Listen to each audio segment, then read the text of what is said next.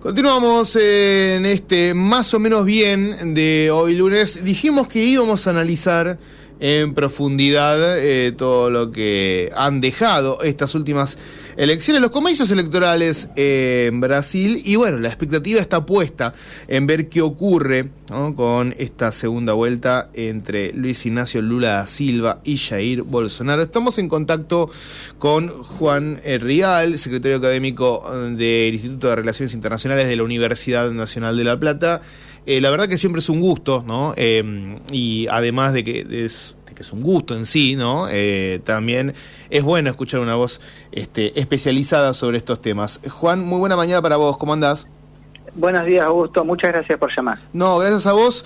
Bueno, vamos por partes, porque había una suerte de expectativa puesta en algunos temas que por ahí nos llevan a pensar, ¿no? Sobre todo desde el costado de las encuestadoras y las consultoras, en una victoria mucho más sencilla, ¿no? O más holgada de Luis Ignacio Lula da Silva en estos comicios. No fue así, y quizás la sorpresa está en el caudal de votos que sumó un Jair Bolsonaro, que ayer, pese a todo, pese a haber hecho una gran elección, quedó un tanto apesadumbrado, ¿no?, por el resultado. ¿Cómo lo viste? Sí, de todos modos me da la sensación, Augusto, que quien pasó de la euforia a la decepción fue la coalición que lleva a Lula da Silva como candidato a presidente, porque las encuestas le daban en su mayoría la posibilidad de convertirse en presidente ya este domingo, claro, sorteando el balotaje. Bastaba con la mitad más uno de los votos válidos para que Lula volviera a ser presidente, en esta ocasión por tercera vez, lo cual a la postre no sucedió, y nos indica otra cuestión. Esta ha sido la elección más polarizada en la historia democrática de Brasil. Lula y Bolsonaro suman el 91% de los votos. La tercera candidata, que también dio la sorpresa, Simone Tebet, quedó en tercer lugar con poquito más del 4%. Es el menor caudal de votos que un tercer candidato a las elecciones presidenciales ha sacado en la historia. Las encuestadoras le daban una diferencia entre 15 y 12 puntos a Lula. Le daban un techo de 37% a Jair Bolsonaro. El piso de Lula fue el correcto, cercano al 48%. El techo de Bolsonaro estuvo extremadamente subestimado, ya que sacó 43%, a 5 puntos de Lula, poco más de 6 millones de votos de diferencia, y ahora se ha generado un enorme interrogante con respecto a lo que puede suceder. La victoria que se descontaba de Luis Ignacio Lula da Silva ahora entra en una etapa de incertidumbre. La racionalidad indica que lo más probable es que Lula se convierta en presidente dentro de 4 semanas, pero es difícil augurar algo ahora, ya que lo que se auguraba el día sábado quedó como papel mojado el día domingo por la noche. Así ganar a Lula da Silva va a tener enormes dificultades en la gobernabilidad.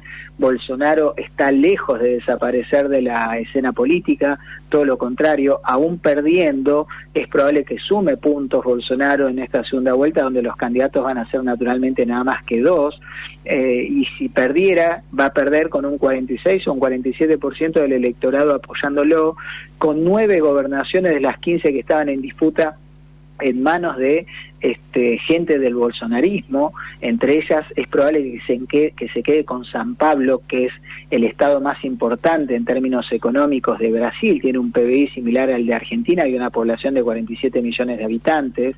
También quedó en manos de Bolsonaro de la gente del partido Bolsonaro, el Partido Liberal, Río de Janeiro, el Distrito Federal, Paraná, un estado en el norte que suele ser votante histórico de Lula, como es el caso de Roraima, un estado vecino a Venezuela, y los demás estados, los del norte y el nordeste, quedaron en manos de Lula, y los del sur quedaron todos y cada uno de ellos en manos de Bolsonaro. Tiene una importante representación en el Senado, ganó, si no recuerdo mal, 15 de los 27 cargos de senadores que estaban en juego, y se lleva a la friolera el Partido Liberal de cerca de 100 legisladores para la próxima gestión. Así que, sea quien fuere el que resultara electo, todo indica que va a ser Lula, pero insisto, hay un enorme signo de interrogación al respecto, va a tener que sentarse a negociar justamente con aquellos que lo defenestraron durante la campaña electoral, la gente que responde a Jair Bolsonaro. Bien, en este contexto vos señalabas el tema de la gobernabilidad, ¿no? Es muy difícil, ¿no? Con un país tan polarizado y sorprende, o no tanto, ¿no? Esto de que, bueno, casi el 91%, si no me equivoco, de los votos están divididos entre Luis Ignacio Lula da Silva y Jair Bolsonaro. Los restantes candidatos con mucho menos, es casi como un escenario bastante similar, ¿no?, al que se dio en Argentina en los últimos tiempos, en donde es blanco o negro, no hay grises. Sí, la polarización responde justamente a eso. Algo que se le achaca a Lula da Silva es que no ha hecho una autocrítica de la enorme corrupción que ha envuelto a los gobiernos que fueron liderados por representantes del PT, ya sean los dos gobiernos de él o el gobierno y medio en el cual estuvo Dilma Rousseff. Más allá de que se sabe que la causa que lo llevó 20 meses a estar preso a Lula da Silva fue armada, tan así es que tuvo que responder ante la justicia, está respondiendo ante la justicia Moro, quien fuera el juez que lo mandó a la cárcel a Lula da Silva y que fue ministro de Justicia Jair Bolsonaro. Lo cierto es que la matriz de corrupción durante los años de Lula y de Dilma Rousseff existió, es un dato de la realidad, y ese tema no fue tocado por Lula da Silva. No se hizo cargo, no pidió disculpas, no hubo una autocrítica al respecto. Y por otro lado, Jair Bolsonaro ha empezado a poner en orden cuestiones económicas que estaban hackeando su gestión.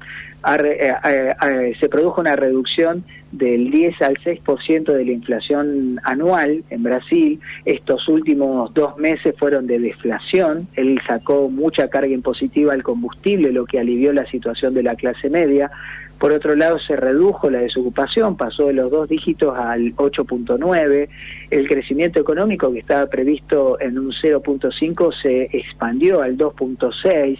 Empezó a llegar dinero a mayor cantidad de gente directamente al bolsillo a partir de la asistencia al Estado, desandando una senda que supuestamente se había negado a transitar con Paulo Guedes en el Ministerio de Economía, que es un ultraliberal, algo así como un plan platita a la brasileña, y estas semanas es probable que la mejora económica se consolide aún más, lo cual le puede acarrear algunos votos a favor a Bolsonaro. Pero la polarización, esa enorme polarización que bien señalás, también tiene mucho que ver con, digamos, la aversión que generan estos dos candidatos en gran parte de la población brasileña. Muchos de los que votaron a Bolsonaro no lo votaron con la convicción de que Bolsonaro es la mejor respuesta para Brasil, sino que es el único que puede impedir que Lula da Silva vuelva a plan alto. Y muchos de los que votaron a Lula da Silva lo votan no solamente por quien es y ha sido, sino porque él es garantía de que Bolsonaro no renueve el mandato. De allí justamente ese 7% sacado por la tercera candidata y el cuarto candidato en esta primera vuelta. Vamos a ver que esto se va a profundizar naturalmente, porque el 30 de octubre va a haber solo 2 candidatos en la grilla. Bien, en el caso de Simón Tebet y también de Ciro Gómez, que de hecho Ciro Gómez fue parte del gobierno de Luis Ignacio Lula da Silva. Sí, fue ministro. Fue ministro. Bueno, en uno de los debates hasta hubo como cierta especie de, bueno, vos fuiste parte de mi equipo. Ciro Gómez se refirió a Luis Ignacio Lula da Silva como presidente. En algún momento dijo, bueno, usted fue presidente, con respeto. Y uno empieza a tejer todo tipo de hipótesis, ¿no? Si los votos se van a ir hacia Luis Ignacio Lula da Silva o hacia Bolsonaro. Sabemos que no es un 2 más 2 es 4, esto en las elecciones está comprobado, ni hablar de lo que pasó con las encuestadoras, pero hay como algunos indicios, ¿no? De hecho, varios de los candidatos que quedaron en tercer y por ahí los posteriores puestos en esto de las elecciones, dijeron que ya tienen una decisión tomada. ¿Será tan así? ¿Cómo ves la injerencia de estas figuras en lo que puede ser lo que va a ser en definitiva la elección definitiva, ¿no? No va a resultar decisiva, pero sí indicativa. Es cierto, Ciro Gómez fue ministro de Lula da Silva, recibió un 3% de los votos, que es muy poco. Simone Tebet recibió un 4%, es mucho más de lo que se esperaba. Tuvo un brillante desempeño durante los debates en los cuales la participación de Lula da Silva y de Jair Bolsonaro fue muy deslucida. De hecho, ella partió prácticamente un desconocimiento total, llegó a reunir un 30% de reconocimiento entre el auditorio que respondía a las entrevistas, a las encuestas, y todo el mundo señaló que fue ella quien mejor desempeño tuvo. Tuvo un enfrentamiento muy serio con Jair Bolsonaro durante el debate, porque Jair Bolsonaro fue extremadamente irrespetuoso con una periodista y ella, como mujer, trató, entre comillas, de frenarle el carro, y Bolsonaro le dijo: no estoy hablando contigo, y ella le respondió: yo no le tengo miedo. Y todos los analistas entienden, a pesar de que ella se identifica más con los sectores de la centro derecha, que Simone Tebet probablemente se decante por Lula da Silva. Dijo que va a tomarse 48 horas para pensar. Muchos están bromeando con que ella va a ser ministra en un futuro gabinete de Lula da Silva, lo cual es bastante probable. Pero lo cierto es que la moneda está en el aire, indiferentemente de lo que diga Simone Tebet y de lo que diga Ciro Gómez. También hay que tener en cuenta que hay un tesoro escondido para ambos candidatos, un 21% de abstención. Quizás algún porcentaje de ese 21% se movilice para evitar que o bien Lula da Silva se convierta por tercera vez en presidente, o que Bolsonaro renueve. Por primera vez en la historia se haría la posibilidad de que un presidente de democracia no renovara su mandato. Esto es una cuestión bastante novedosa. En función a lo que han pasado con las encuestas, es difícil vaticinar un final a esta carrera. Las cartas están sobre la mesa, todo indica que va a ser Lula da Silva el próximo presidente, pero sería temerario aseverarlo hoy. A partir de el lunes 3 de octubre hasta el 30 de octubre se inicia una nueva etapa de la campaña para las presidenciales de Brasil. Podríamos decir que en verdad se inicia la campaña a partir de ahora. Bien, otro de los nombres que surgió en nuestra conversación fue el del juez Moro, que a todas luces tuvo una buena performance en lo electoral, ¿no? Y sorprende un poco porque después de todo lo que pasó, bueno, uno decía, incluso, bueno, Bolsonaro lo corrió hacia un costado, uno no sabía qué esperar, y finalmente, bueno, entiendo que bueno, ha hecho una gran elección, ¿no?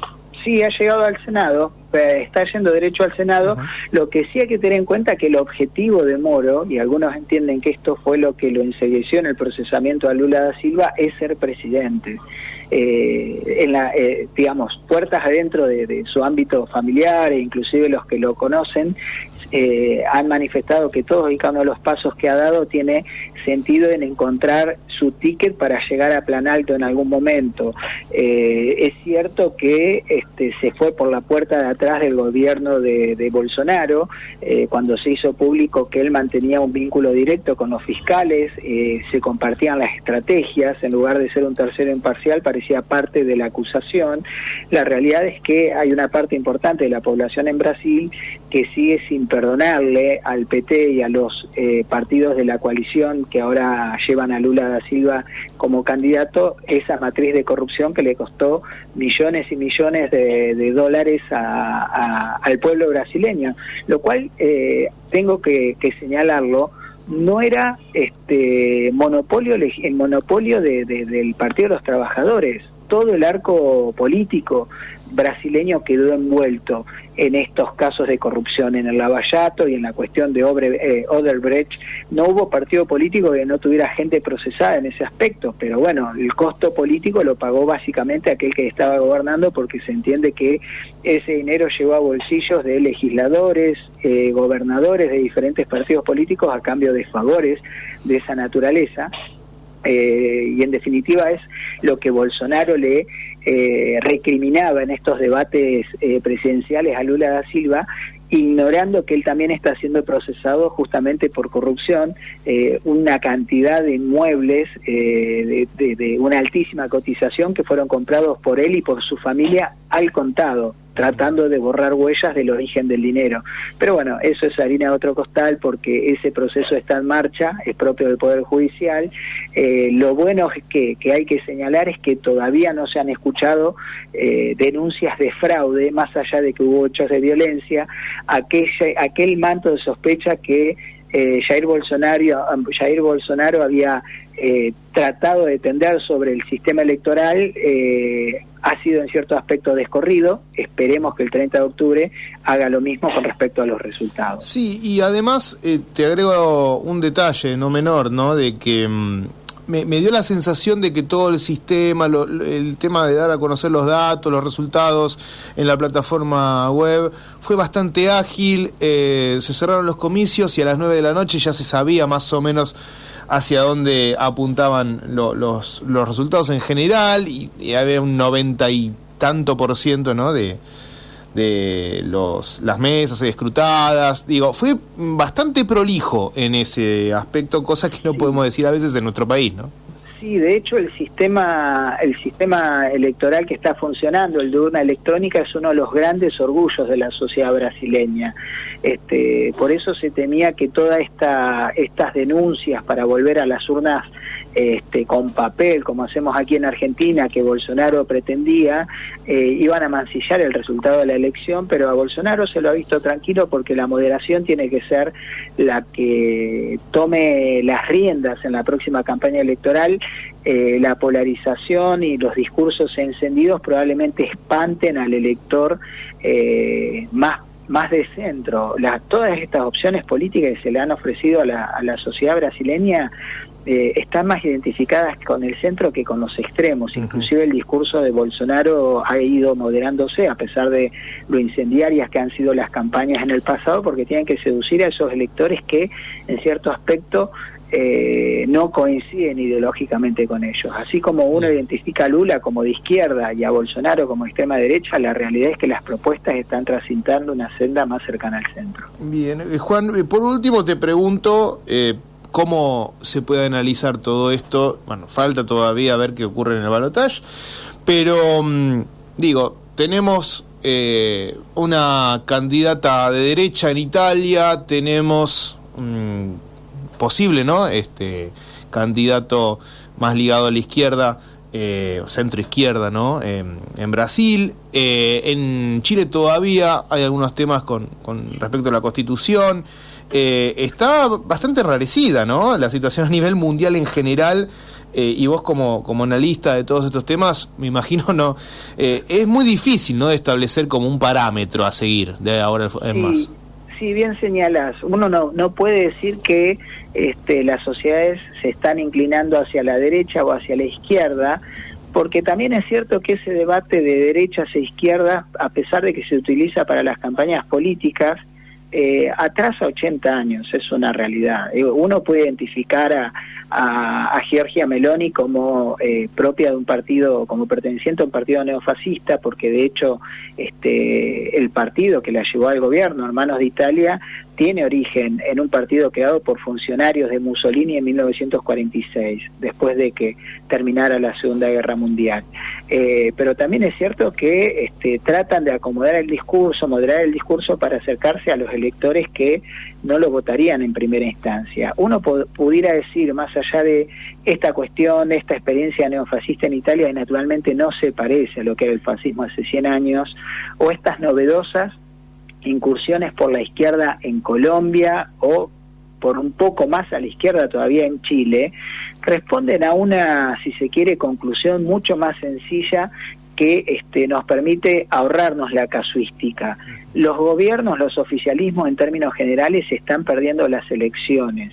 El contexto internacional ha sido muy dificultoso, hubo enormes impericias en el manejo de lo que fue la pandemia. En Brasil, sin ir más lejos, fueron 700.000 las víctimas fatales. Más allá de que es el 2.7% de la población mundial, Brasil aportó el 10% de las víctimas fatales por COVID. En los problemas económicos generados por el aumento de inflación a nivel global, algunos de ellos por la reactivación, por la salida de la pandemia, y en otros casos algún porcentaje de inflación exportada por el conflicto en Ucrania tras la invasión rusa, y la sociedades han responsabilizado lisa y llanamente a quienes tenían el deber de conducir de la mejor manera los destinos colectivos. De allí los cambios de signos ideológicos. No creo que haya una tendencia hacia la extrema derecha, hacia la extrema izquierda, ni siquiera los discursos de izquierda o derecha, sino que las sociedades están castigando lisa y llanamente a quienes cometieron errores durante esta circunstancia tan excepcional en las que le tocó gobernar. Bien, veremos entonces, Juan, cuál es el futuro después de lo que va a ser esta segunda vuelta, que entiendo va a ser dentro de algunas semanas, ¿verdad? El 30 de octubre. Son 156 millones los brasileños llamados a votar. Ellos tienen en su mano el destino de un país continental como es Brasil, con 210 millones de habitantes y un PBI que tiene 5 veces el tamaño del nuestro. Así que más que ser espectadores sin tomar partido, es lo recomendable porque no sabemos quién va a gobernar. Nosotros no podemos interferir en las elecciones brasileñas, en primer lugar porque los brasileños no lo van a aceptar y en segundo lugar porque no nos corresponde. Más que ser espectadores, no nos queda. Estas 4 semanas van a ser decisivas. Argentina depende enormemente de Brasil y sea quien fuere el resultado, sea quien fuere el que resulte electo como presidente, Argentina deberá aceptar los resultados y procurar llevar una relación madura. No hay que vincularse tan solo con aquellos que nos resultan simpáticos o con aquellos que son afines ideológicamente a nosotros, sino con aquellos a los cuales el pueblo les confió de manera democrática y plural la conducción del destino.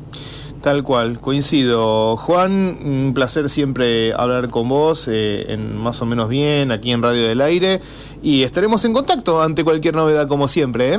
El placer es mío, muchas gracias por la llamada y muy buena semana para todos. Gracias igualmente. Hablábamos recién con Juan Alberto Rial, secretario académico del IRI, Instituto de Relaciones Internacionales de la Universidad Nacional de La Plata, sobre lo que han dejado las elecciones en el Brasil.